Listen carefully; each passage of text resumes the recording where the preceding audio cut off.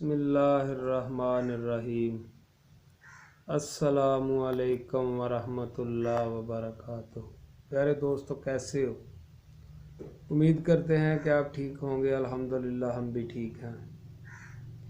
जैसा कि हमारी अक्सर मुलाकात होती रहती है, उसी सिलसिले में आज फिर आपके लिए एक बहुत ही नायाब, बहुत ही आला चीज़ लेकर आए हैं। ये नुस्खा है शुगर के लिए। ये शुगर की तमाम जो शुगर की वजह से कमज़ोरियाँ होती हैं उसको भी दूर करता है। बहुत ही आला तजर्बाकार चीज़ है। आप इसको आजमाएं, बनाएं और उसके बाद फ़ायदा हासिल करें। इंशाल्लाह आप अगर इसको बनाएंगे, थोड़ी मेहनत है बनाने के बाद, इस्तेमाल करने के बाद आप इंशाल्लाह अल्लाह के हुक्म से आप याद करेंगे कि कोई चीज़ किसी को दी है।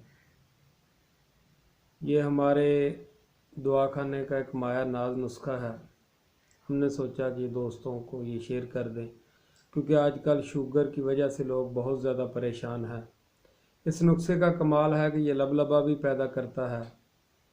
अगर कम भी पैदा करे तो जो पहले वाला लबलबा होता है उसको भी ये महफूज कर लेता है, उसको गिरने नहीं देता। तमाम कमज़ोरी, जितनी मर्ज़ी कमज़ोरी हो, जिस्मानी कमज़ोरी, शुगर की वजह से टांगों का सो जाना, हाथ पाँव का सोना और शुगर के लेवल को नीचे लेके आने के लिए ये बहुत ही नायाब चीज़ है। 3 चीज़ें हैं। ये बनाने में थोड़ी सी मेहनत है, टाइम लगेगा, तो आप इसको अगर बनाएंगे तो इंशाअल्लाह फ़ायदा होगा।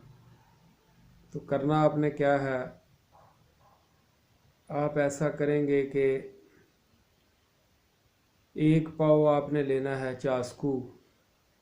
1 पाव चास्कू लेकर आधा लीटर आपने लेना है अरग गुलाब। चास्कू को आपने अरग गुलाब में भिगो देना है।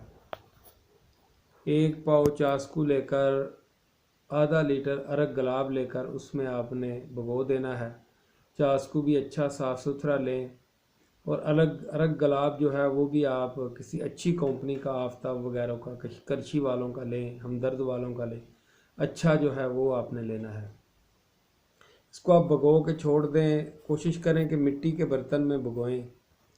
जैसे चास्कू वो पी जाए इसको, अरग गुलाब को, तो आप उसको बाद में निकाल कर, जब वो सारा पी जाए, वो फूल जाएगा, किसी कागज़ वगैरह पे डाल के या किसी अच्छे कपड़े मलमल के मोटे कपड़े के ऊपर डालकर साया में उसको खुश्क कर लें। जब वो बिल्कुल खुश्क हो जाए उसके बाद आपने उसका सफ़ूफ़ कर लेना है। सफ़ूफ़ करने के बाद आपने करना क्या है कि 2 तोला सब्ज़ इलायची लेकर उसके बीज निकालने हैं। 2 तोला सब्ज़ इलायची लेकर उसके बीज निकाल कर उसको भी आपने अलग करके, बारीक करके, सफ़ूफ़ करके वो भी इसमें डाल देना है। वो डालकर ये दवाई आपकी हो गई तैयार। इस सफ़ूफ़ को किसी शीशे की जार में डाल लीजिए, तो महफूज करके रखें। उसके बाद इसकी बस बाकी आ गया खुराक का मसला। तो आपने सुबह, दोपहर, शाम 3 टाइम आपने लेना है। आधी चाय वाली चम्मच पानी के साथ आपने लेनी है। तो इंशाअल्लाह अल्लाह के फ़ज़ल से 1 हफ़्ते के अंदर अंदर ये अपना रिज़ल्ट देगा। कम अज़ कम ये 3 माह आपने इस्तेमाल करना है। तो परहेज़ इसका सुन लें। इसका परहेज़ लाजमी है। चावल आपने नहीं खाने, आलू नहीं खाने, बादी चीज़ें आपने बिल्कुल नहीं खानी। गोभी, आलू, चावल, ये चीज़ें आपने बिल्कुल ही नहीं खानी। तो जैसे आप इसको इस्तेमाल करेंगे इंशाअल्लाह अल्लाह के हुक्म से ये आपको बताएगा कि मैं क्या चीज़ हूँ। ये अपनी मिसाल आप है, बहुत ही लाजवाब, बहुत ही आला। ये हम अक्सर अपने दुआ खाने में ये चीज़ इस्तेमाल करते हैं और इस्तेमाल में लाते हैं। ये बहुत ही नादिर चीज़ है, नायाब चीज़ है। तो तजर्बा जो होता है वो मोहताज होता है।